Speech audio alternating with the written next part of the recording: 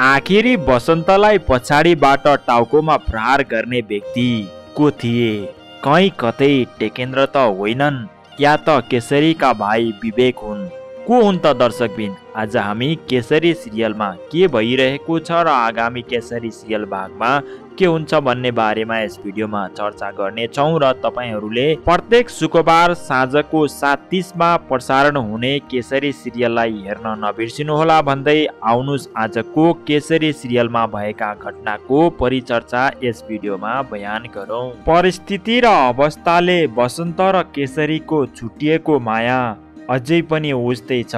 बसन्तको अर्कै केटी सृजनासँग बिहे हुँदा पनि बसन्तले केसरीलाई अझै पनि मनबाट हटाउन सकेका छैनन् भने उता केसरीले पनि बसन्तलाई मनबाट भुल्न सकेकी छैनन्। उनीहरूमा माया भने पहिलाकै जस्तै छ, तर बसन्त र केसरीको बिहे हुन्छ भन्ने कुरा अब सोच्न सकिँदैन, किनकि बसन्तले सृजनासँग बिहे गरिसकेका छन्। यदि सृजनाले बसन्तलाई छोडिन् भने मात्र बसन्त र केसरीको बिहे हुने सम्भव देखिन्छ। सृजनाले बसन्तलाई छोड्न त्यति सजिलै सक्दिनन्, किनकि सृजनाले भर्खर मात्र बसन्तसँग बिहे गरेकी हुन् र सृजनाले बसन्त र केसरीको सम्बन्धलाई आगामी भागमा कसरी कुन रूपमा हेर्छिन् भन्ने कुरा महत्त्वपूर्ण बन्न जानेछ। बसन्त र केसरी सानै उमेरदेखि माया बस्दै बस्दै ठुलो अवस्थासम्म उनीहरूको माया झाँगिँदै गइरहेको थियो। लाग्थ्यो कि उनीहरू एक अर्का बिना बाँच्नै नसक्ने अवस्थामा पनि पुगिसकेका थिए।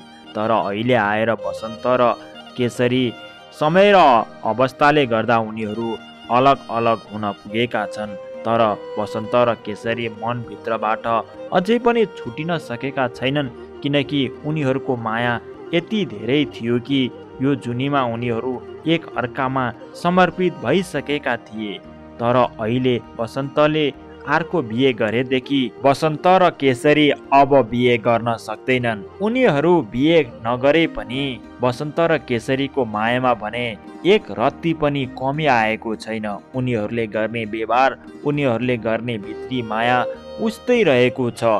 यस्तो अवस्थामा यो कुरालाई सृजनाले प्रत्यक्ष आँखाले देखिन् भने, महसुस गरिन् भने के सृजना बसन्त र केसरीको बीचमाबाट टाढा जाने छिन् त? के होला त दर्शकबिन? आगामी भागमा हामीले थाहा पाउन सक्छौँ। बसन्त र केसरीको मायामा बसन्त मात्रै दोषी हो भन्न हामीले सकिँदैन, किनकि केसरीले पनि आफ्नो दबावमा परेर टेकेन्द्रसँग बिहे गर्न खोजेकी थिइन्। त्यही कुरा बसन्तले देखेपछि बसन्त आफ्नो रिस काबुमा गर्न नसकेर अर्को केटीसँग बिहे गर्छु भनेर मामा घरतिर लागेर अर्को केटी सृजनासँग बिहे गरेका हुन्। यसरी बसन्त र केसरी अलग हुन परेको हो। बसन्तले केसरीलाई बिहेपछि भेट्दा बसन्तको माया केसरीसँग पहिलाको जति नै रह्यो। बसन्तले केसरीसँग अन्तिम पटक अङ्गालोमा रुन चाहेका थिए र रुँदै रुँदै गर्दा बसन्तलाई पछाडिबाट कसैले लाठी प्रहार गर्यो र टाउकोबाट रगत आयो। यो कसले गरेको हो भन्ने कुरा रहस्यमय बन्न गएको छ। पक्कै पनि यस्तो टाउको फुटाउने र झगडा गर्ने काम टेकेन्द्रको हुन सक्छ। यो बसन्तको टाउको फुटाउने काम टेकेन्द्रले गरेका हुन् भन्ने कुरा सम्भावना बढी नै देखिएको छ भन्दै आजको केसरी सिरियलको रिभ्युज भिडियो यति नै।